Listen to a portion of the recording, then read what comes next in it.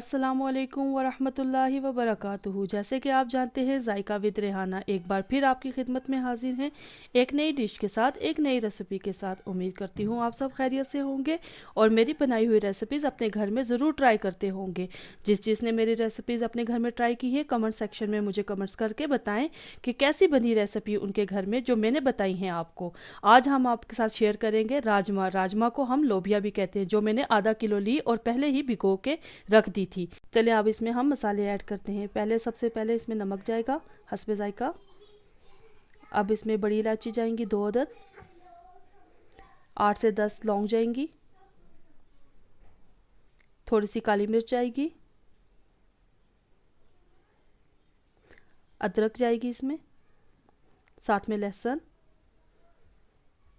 और साथ में दालचीनी। ये हम लोग बॉईल करने के लिए सामान डाल रहे हैं, जो हम लोगों ने राजमा को बॉईल करना है। इसको वैसे लोबिया भी कहते हैं, लाल लोबिया। तो आज हम जो है ना आपके साथ ये घर की एक रेसिपी है, ये आपके साथ शेयर कर रहे हैं। पानी में बॉईल आ गया है। अब इसमें हम राजमा डालेंगे, जो मैंने आधा घंटा भिगो के रखी थी। भिगोने के बाद इसका ये वाला कलर आया था।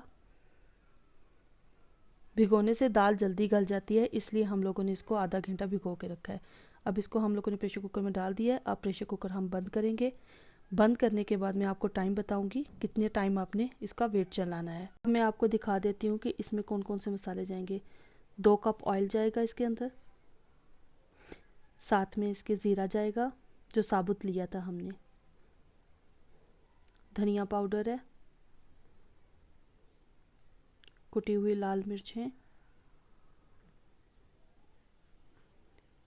लाल मिर्च का पाउडर है,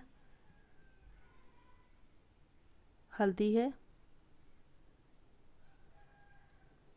और लहसुन अदरक का पेस्ट है। 5 अदद इसमें टमाटर जाएंगे, कुछ हरी मिर्चें हैं और हरा धनिया है। वेट चलना हमारा स्टार्ट हो गया है, टाइम नोट कर लें आप। अब चूल्हे की फ्लेम को हम ऑन करेंगे। अब इस पे हम कढ़ाई चढ़ाएंगे। चूल्हे की फ्लेम ऑन हो चुकी है। कढ़ाई जब तक गर्म होती है फिर इसमें हम ऑयल ऐड करेंगे। कढ़ाई हमारी गर्म होगी। अब इसमें हम 2 कप ऑयल डालेंगे।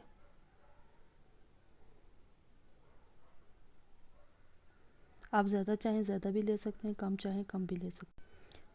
ऑयल मैंने ज़्यादा गर्म होने नहीं दिया था। अब इसमें हम लहसुन अदरक का पेस्ट डालेंगे।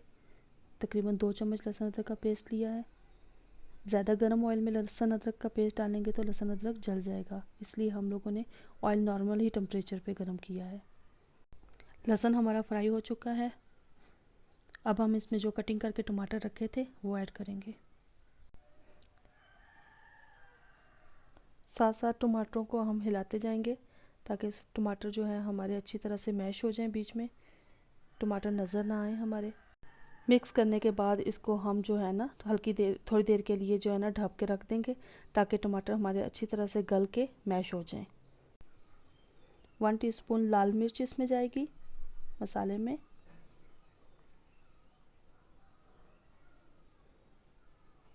2 टीस्पून कुटी हुई लाल मिर्च,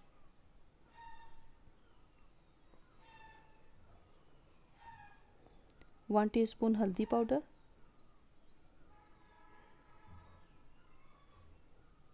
1 टीस्पून ज़ीरा, 1½ धनिया पाउडर। मसाला बनाते टाइम हमने इसमें नमक ऐड नहीं किया क्योंकि हम लोगों ने दाल बॉईल करते टाइम नमक ऐड किया था। अब इसको साथ साथ हम पानी डालेंगे ताकि मसाला हमारा जले ना।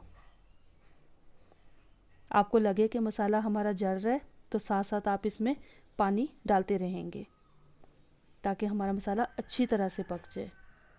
मसाला हमारा तैयार हो चुका है। अब इसमें हम साबुत लाल मिर्च डालेंगे। साबुत लाल मिर्च तो मैं खुद ही डालती हूँ क्योंकि दाल में साबुत लाल मिर्च बहुत अच्छी लगती है।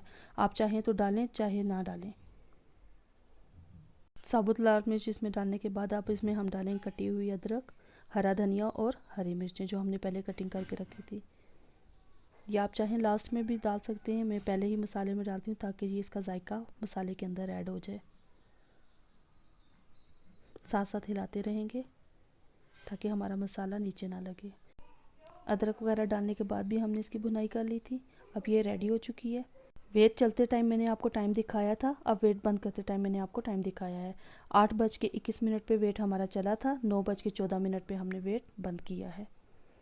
अब देखते हैं दाल हमारी कैसी तैयार हुई है।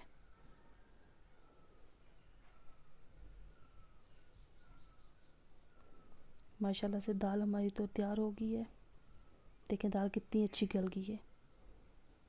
जितनी अच्छी गली हुई दाल होगी उतना ही अच्छा जायका आएगा।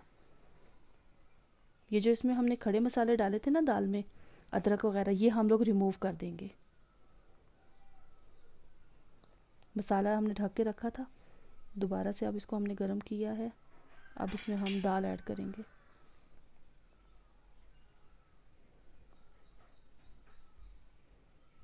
अब इसमें दाल गई और साथ साथ हिलाते रहना अच्छी तरह से मसाला, ताकि दाल के अंदर मिक्स हो जाए।